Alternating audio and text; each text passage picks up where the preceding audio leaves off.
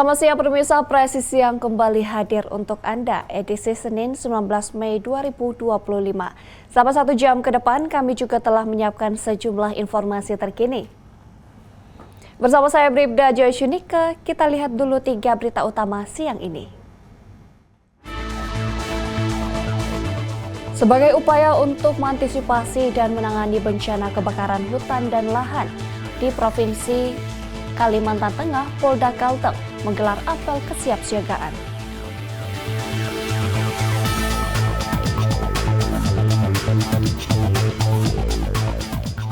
Polres Bojonegoro, Jawa Timur terus meningkatkan upaya penegakan hukum terkait peredaran narkotika dan premanisme.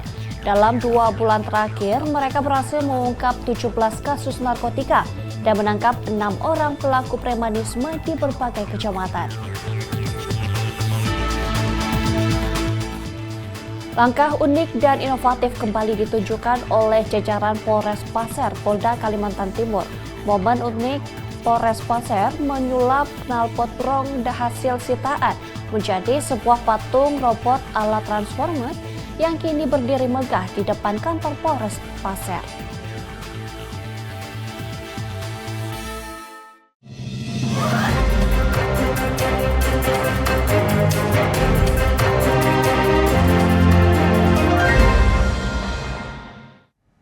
Di informasi pertama pemirsa, Polres Bojonegoro, Jawa Timur terus meningkatkan upaya penegakan hukum terkait peredaran narkotika dan premanisme.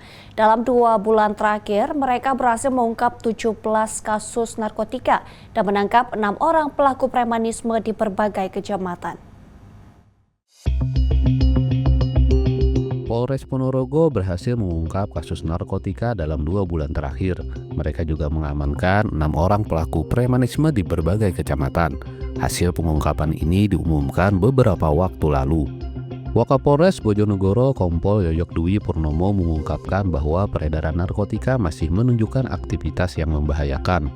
Total 17 kasus narkotika berhasil diungkap dalam rentang waktu April hingga Mei 2025. Rinciannya adalah 2 kasus narkotika jenis sabu, 14 kasus obat keras berbahaya atau okerbaya, serta 1 kasus DPO sejak tahun 2024. Dalam kasus narkotika, total sebanyak 17 tersangka berusia antara 18 hingga 30 tahun berhasil ditangkap. Para pengedar diketahui berasal dari Lamongan dan Tuban, sementara kurir berasal dari Bojonegoro. Barang bukti yang disita meliputi sabu seberat 1,15 gram dan ribuan butir obat berbahaya seperti Eximer dan Double L. Selain itu juga ada 14 handphone, 7 sepeda motor, dan uang sebesar Rp700.000. Para tersangka ini dijerat dengan Undang-Undang Nomor 17 Tahun 2023 tentang Kesehatan dan juga Undang-Undang Nomor 35 Tahun 2009 tentang Narkotika, dengan ancaman maksimal 20 tahun penjara bagi pengedar dan 12 tahun penjara bagi pemakai. Tentunya kita tidak bisa bekerja sendirian, Polres tidak bisa bekerja sendirian. Kami juga butuh peran serta dari masyarakat semuanya, khususnya orang tua, para orang tua, karena pengguna ini rata-rata usianya 18 sampai 30 tahun, jadi masih antara pemuda sampai remaja. Jadi kami butuh bantuan apabila ada yang mengetahui yang menggunakan atau terjadi transaksi narkoba dan sebagainya, agar dilaporkan kepada Kepolisian Polres Bojonegoro, akan segera kita tindak lanjuti. Di waktu yang sama, Satreskrim Polres Bojonegoro juga mengamankan 6 pelaku premanisme di 6 lokasi berbeda. Modus yang digunakan adalah mengemis di tempat umum seperti warung dan pinggir jalan dengan sedikit paksaan. Petugas mengamankan barang bukti berupa uang tunai sebesar Rp602.000 dan sebuah buku catatan hasil tarikan. 6 pelaku premanisme ini dijerat pasal 504 KUHP tentang mengemis di muka umum dengan ancaman hukuman maksimal 6 minggu kurungan penjara. Dari Humas Polres Bojonegoro melaporkan untuk Polri TV. Sementara itu pemirsa, Polres Asahan kembali berhasil mengungkap kasus narkotika. Seorang kurir sabu dengan barang bukti seberat 3 kg berhasil diamankan saat akan naik bus tujuan Padang. Kapolres Asahan menggelar konferensi pers terkait pengungkapan kasus narkotika jenis sabu seberat 3 kg beberapa waktu lalu. Dalam pengungkapan ini, satu orang kurir berinisial M alias PM diamankan. M diamankan di Jalan Lintas Sumatera Utara. Kala itu ia hendak naik bus menuju Kota Padang. Bersamanya barang bukti sabu seberat 3 kg juga diamankan. Dari tangan tersangka, petugas menyita 3 bungkus teh Cina berisi sabu. Juga ada 2 unit handphone dan 1 karung plastik kecil warna putih.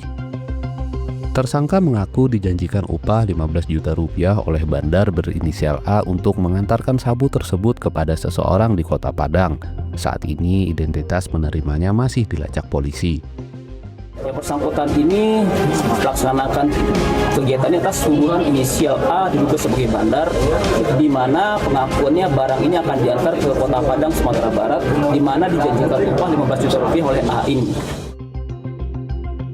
Kapolres Asahan AKBP Abdal Junaidi menegaskan komitmen Polres Asahan untuk terus memberantas peredaran narkotika di wilayah hukum mereka hingga tuntas. Ia memastikan personelnya akan terus memburu pelaku-pelaku yang terlibat dalam kasus sabu 3 kg ini. Untuk tersangka M dijerat pasal 114 ayat 2 subsider pasal 112 ayat 2 Undang-Undang Nomor 35 Tahun 2009 tentang narkotika dengan ancaman hukuman maksimal penjara seumur hidup. Dari Humas Polres Asahan melaporkan untuk Polri TV. Pemirsa, Kapolrestabes Palembang Kombes Pol Haryo Sugihartono memberikan kuliah umum kepada mahasiswa Fakultas Hukum Universitas Muhammadiyah Palembang. Dalam paparannya, Kombes Pol Haryo memaparkan dasar-dasar kekuatan intelijen serta memberikan pandangan umum fungsi dan tugas Polri untuk negara.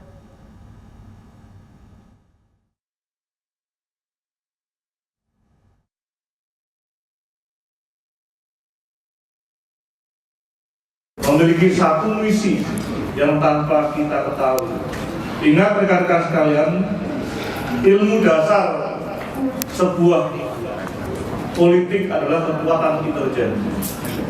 Karena kekuatan intelijen inilah bisa memperdaya tujuan-tujuan politik semua pihak. Itu ilmu yang paling mendasar. Karena kekuatan intelijen sebagai sarana untuk memberikan masukan, sarana untuk memberikan satu pertimbangan, dengan demikian memberikan satu rekomendasi yang bisa menguntungkan pihak-pihak yang membutuhkan atas keberadaannya. Rekan-rekan sekalian mungkin ingat ya, film Mission Impossible. Itu tidak sekedar hanya sebuah film, tapi bagaimana seorang misi intelijen dengan aktor yang gantengnya memiliki kemampuan-kemampuan yang sangat luar biasa. James Bond sama. Itu juga sama, misi intelijen. Itulah yang menyemangati kita. Karena sejatinya kekuatan intelijen sebuah negara akan bisa mempengaruhi lawan-lawannya, kawan-kawannya. Dengan demikian akan tergarang sesuai dengan harapan aktor intelektual. Berkaitan tentang banyaknya bully, turis, tenaga kerja asing, tentunya kita sepakat keindahan alam kita, sumber daya alam kita yang melimpah saat ini belum siap kita bekerja sendiri, belum bisa kita menikmati sendiri yang mendatangkan satu devisa untuk pendapatan negara. Tentunya lahirnya beberapa peraturan perundang-undangan, salah satunya revisi undang-undang keimigrasian, menjadikan salah satu tujuan bagaimana melakukan pengawasan dan pemantauan. Dalam undang-undang keimigrasian yang ada sebelumnya, kalau tidak salah saya menangkap, pernah mengalami 2 perubahan revisi. Yang pertama, di mana keberadaan kami sebagai anggota kepolisian yang semula ada, kemudian tidak ada pasal yang mengatur pengawasan orang asing oleh anggota polisi. Dulu, rekan-rekan sekalian yang saya hormati, Undang-Undang Imigrasi mengatur setiap orang asing yang masuk di satu tempat 1 kali 24 jam wajib melaporkan kepada aparat penegak hukum. Itu tujuannya supaya APH bisa mengawasi apa kegiatannya, apa visinya. Jangan sampai visa yang tertulis sebagai pelajar, sementara pelajar, kemudian tiba-tiba malam dugem mencatat, oh ini Palembang itu kekuatannya gini. Semua akan tercatat, akan terdokumentasi dalam database yang ada. Jangan sampai besok tulis kemudian foto-foto, oh ini toh kekuatannya Palembang itu, polisinya di sini, kantor pemerintahnya di sini, difoto soalnya kita tidak tahu misinya apa. Visinya dia adalah sebagai tulis, pengen menikmati, namun misinya terselubung, yang pada akhirnya kita wajib melihat, wajib peka dengan kegiatan apa yang dilakukan sesuai dengan kunjungannya yang tertera dalam visanya tersebut. Di negara asing begitu ketat. Kita datang ke Singapura aja, ya kalau sebagai wisatawan nggak boleh foto-foto pada tempat yang memang sangat rahasia, nggak boleh melakukan kegiatan-kegiatan yang memang dilarang di negara tersebut. Kalau negara kita luas, mereka seperti di Batam, karena saya pernah di sana 7 tahun, betapa hebatnya orang-orang Singapura datang ke Batam. Sangat ironi, di saat kita banyak wisatawan ke Singapura, namun mereka datang kita sambil bungkusi Indomie, beli yang murah-murah, baju, makanan, happy-happy. Namun ketika kita di sana, kita selalu diperkat dengan peraturan-peraturan yang ada. Itu yang paling gampang. Bagaimana caranya? Adanya revisi-revisi perubahan peraturan perundang-undangan. Tadi saya katakan, reformasi yang paling mudah adalah struktural dan instrumental. Yang paling berat adalah kultural. Budaya kita tidak bisa sedikit disanjung. Indonesia hebat. Boleh kita tersanjung, namun kita harus terpeka. Ada misi apa ini? Kok dia selama ini dekat dengan orang kita? Ingat rekan-rekan sekalian, kalau tidak salah saya mendengar, banyak agen intelijen yang disusupkan sebagai wisatawan. Kita harus peka, namun kita tidak boleh anti, karena tanpa wisatawan kita akan tidak memiliki pendapatan negara. Tanpa wisatawan negara kita tidak akan bisa dijual. Oleh karena itu kita harus bisa menempatkan dengan sebaik-baiknya posisi kita, peran kita. Dengan demikian kepekaan harus selalu terjaga. Dalam perubahan undang-undang imigrasi yang awalnya polisi boleh melakukan upaya pengawasan, pada perubahan yang kedua tidak boleh. Dan terakhir kemarin diperbolehkan kembali karena sangat keteterannya lembaga pengawas orang asing kita, yaitu keimigrasian, mengawasi kegiatan-kegiatan orang asing yang ada di negara kita. Itulah salah satu upaya-upayanya melalui perubahan instrumental peraturan perundang-undangan. Strukturalnya bagaimana? Saat ini Bapak Presiden Prabowo Gibran melakukan semacam perubahan mendasar terhadap susunan kementerian yang lebih spesifik. Adanya Kementerian Imigrasi dan Lapas yang dulu masih melebar. Ini secara spesifik, inilah perubahan struktural supaya pengawasannya lebih sesama dan melekat. Bapak dan sekalian yang saya hormati, saya tidak a priori tidak. Namun itulah bagian-bagian yang perlu rekan-rekan ketahui misi intelijen. Dengan berkedok bule, wisatawan, mungkin juga arkeolog, mungkin budayawan juga bisa. Karena siapa negara yang paling kuat intelijennya, itulah negara yang paling bisa bersinar. Karena segala sesuatu yang terjadi saat ini adalah permainan intelijen. Oleh karena itu, saya berharap rekan-rekan bisa menerima dengan baik misi intelijen yang harus rekan-rekan bekali. Namun ingat, misi tersebut ada dua sifat, yang baik dan buruk. Memang dalam membuat sebuah tataran menuju kebaikan kadang-kadang harus diburuki dulu. Sebagai contoh, mungkin rekan-rekan pernah mendengar COVID-19. Banyak sekali rumor, ini apakah wabah atau sebuah hembusan intelijen. Ada juga yang mengatakan peradaban manusia sudah cukup penuh bumi ini. Salah satu untuk mematikan dan menyebarkan virus, itu rumor. Benar atau tidak?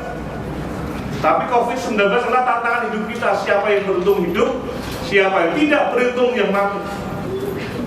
Gak mengenal yang tua dan muda, gak mengenal kaya atau miskin, gak mengenal itu laki-laki atau perempuan, gak mengenal. Siapa yang beruntung hidup, yang tidak beruntung yang mati. Itulah COVID-19. Pemirsa, insiden kebakaran speedboat terjadi di perairan Desa Labuan Tojo, Una-Una, Sulawesi Tengah. Speedboat milik anggota Polres Tauna terbakar diduga karena konsleting listrik. Satu unit speedboat milik Muhammad Rizal, anggota Polres Tojo Una-Una, dilaporkan terbakar pada Sabtu pagi, 18 Mei 2025 saat berada di perairan Desa Labuan. Kebakaran diduga dipicu karena konsleting listrik. PLT Kasih-Humas Polres Tojo Una-Una, Ibtu Martono, menjelaskan, api segera merembet ke seluruh badan speedboat. Warga Desa Labuan segera memberikan pertolongan menggunakan perahu kecil dan memadamkan api dengan peralatan seadanya. Speedboat tersebut merupakan milik dari lelaki Muhammad Rizal, anggota Polres Tojo Una-Una.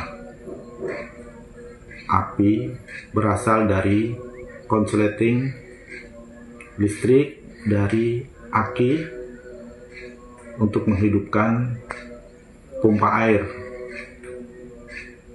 dan merembes ke BBM jenis Pertalite yang ada di speedboat tersebut sehingga terjadinya kebakaran. Menurut keterangan saksi bahwa speedboat tersebut bertolak dari Desa Labuan menuju Resort Pristine Paradise di Desa Una-Una, Kecamatan Una-Una, Kabupaten Tojo Una-Una, menuju Gorontalo untuk melakukan penjemputan tamu dari Resort Pristine. Akibat dari kebakaran tersebut mengakibatkan motoris dan ABK mengalami luka bakar yang telah dilakukan perawatan oleh Rumah Sakit Umum Ampana. Kerugian material dari kebakaran speedboat ini diperkirakan mencapai 400 juta rupiah. Sejauh ini polisi masih melakukan penyelidikan terkait penyebab pasti terjadinya kebakaran tersebut. Dari tim Humas Polres Tojo Una-Una, Polda Sulawesi Tengah melaporkan untuk Polri TV. Pemirsa, Polres Sragen turun tangan menyelidiki dugaan pupuk tak sesuai kandungan yang viral di media sosial, di mana diduga pencatut nama menantu Wakil Bupati Sragen. Berikut pernyataan Kapolres Sragen AKBP Petrus Parninggotan Silalahi. Kemarin kita terima informasi seperti itu, kemudian saya perintahkan kepada jajaran saya untuk melakukan penyelidikan. Kalau bicara soal palsu kan kita harus melakukan kegiatan-kegiatan pemeriksaan secara laboratoris. Nah, kajian laboratoris yang tuangkan secara akademis, itulah nanti dasar kita. Apakah kandungan yang tertera dalam kemasan itu sesuai dengan rincian pada bahan pupuk yang kandungannya itu yang nanti diuraikan secara laboratoris. Kalau bicara palsu, ini masih dalam penyelidikan kita, tentu teman-teman bersabar dalam penyelidikan kita ini. Kita sudah melakukan tindakan-tindakan upaya-upaya untuk melakukan atau mengungkap dari realisasi adanya dugaan palsu.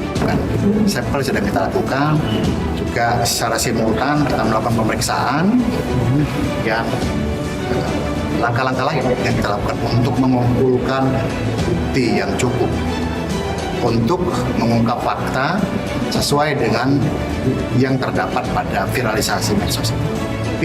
Kalau misalkan itu terbukti tidak palsu gimana? Tentu kita harus fair mengatakan bahwasanya itu tidak palsu. Ya kita tutup perkaranya. Ada Berarti kan konsekuensi. tidak ada tindak pidana di situ. Iya.